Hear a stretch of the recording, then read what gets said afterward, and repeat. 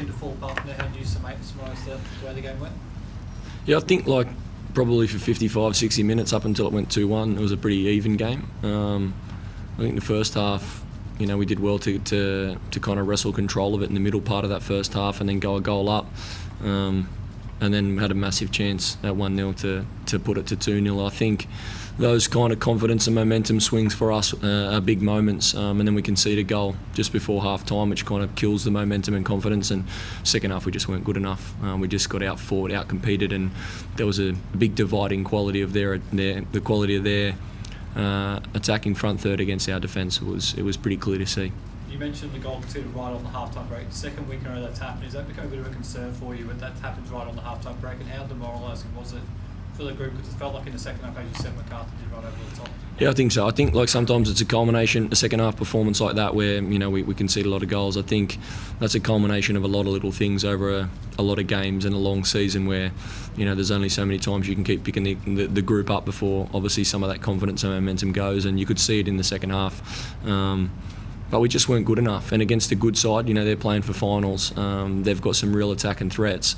We have to be at our best in every individual, one-on-one duel, and for us to compete as a bare minimum. And we were miles off in a few of those duels, and it showed. You mentioned picking the players up after this. Is that the most difficult thing for you now? With only a handful of games left in the season, how do you pick the players up to keep going for the last 4 or 5 games of the season? Yeah, look, it is what it is. Heavy wins and shallow losses is what it has to be for us at the moment. We have to, try and look past the immediate pain of tonight, although own it as well, and also credit Macarthur. They were pretty good in that second half, and we were poor, but we have to move on quick. This group's a very together group, and I'm sure they'll be hurting together tonight. But we'll get back on the training pitch and pick ourselves up and dust ourselves up and go again. So that's the only option for us right now. You had Henry Hall on the bench today, brought him on early second half, and he came off late in the game. Was he carrying a knock or some kind of? Yeah, look, he's got a groin overload issue that we would have loved to not use him tonight, but he put his hand up and wanted to play as well. So we tried to rest him and bring him on, late in the game where he could make a difference. But then towards the back end, he was on my side, and he said he was giving him a bit of grief. So I just wanted to get him off. So. Obviously Jackie Hingett being suspended, we got caught in our fullback position a lot tonight, so losing him was a big loss, and then losing Henners, obviously with his groin niggle, was a big loss. And when your squad isn't as deep as others, these things can happen. Unfortunately, we've got probably too many young players that aren't experienced at this level, and there are going to be moments like this that we have to ride through. On a positive note, Asumah ABUBAKAR getting a second goal since joining, it seems like he's linking up quite nicely in that front third. You're starting to see that combination, that front third starting to flow when you do get the ball in that front third, starting to gel quite nicely. Yeah, look, top footballer. Asumah's a great player and a great person. Works really hard. You could see his professionalism even when we were down, 4-1, and he's still working hard, and he's actually sprinting to get the ball back in play. So, but you're talking about that's one player in our team that's played at a high level over in Switzerland, and it shows he's an above the level player. The problem for us, the deficiencies for us, is we have too many below the level players that with time we'll get there, and with experience we'll get there, but right now if they're not at their best, those type of results can happen for us. It was said in the commentary that Lucas Harrington, Colorado Rapids, might be here scouting him. Have you heard any update on that? Is that your understanding? Or is it the first hearing? Yeah, look, there's been a lot of interest around Lucas now.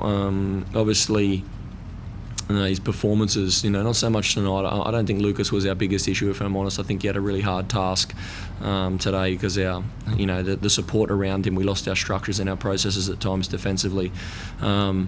But I feel like Lucas's performance throughout this season, if you go back and actually watch some of the games, like he's kept guys like Adam Taggart quiet, Klamala quiet, Vargas, Forner, these types of people. He's done really well in a lot of games, and I feel like it won't just be 1 or 2 teams that are scouting him. There'll be a lot, and a sale for this club would be a big positive out of this season, and that's what I've worked towards. We've done a good job to sell Tommy Waddingham.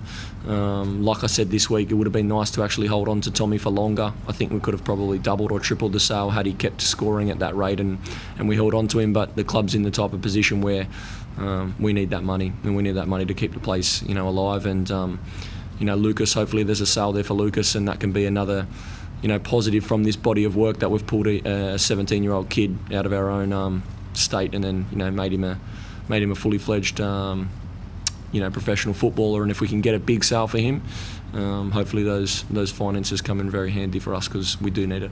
You mentioned he's a really young player. He's only played a handful of games professionally now. Do you feel he's ready for that move overseas, or it might be best to stay here for a bit longer and continue to develop? Depends on the move. It's got to be the right club. It's got to be the right coach. It's got to be the right environment. But there are a lot of clubs out there that, like I say, that would be interested in him. It's about him picking the right move for him in his football journey, and we'll obviously mentor and help him through that process. But then it's also, there's a business side of football, and if the player wants to go and the sale's the right price, then that's a good thing for our club.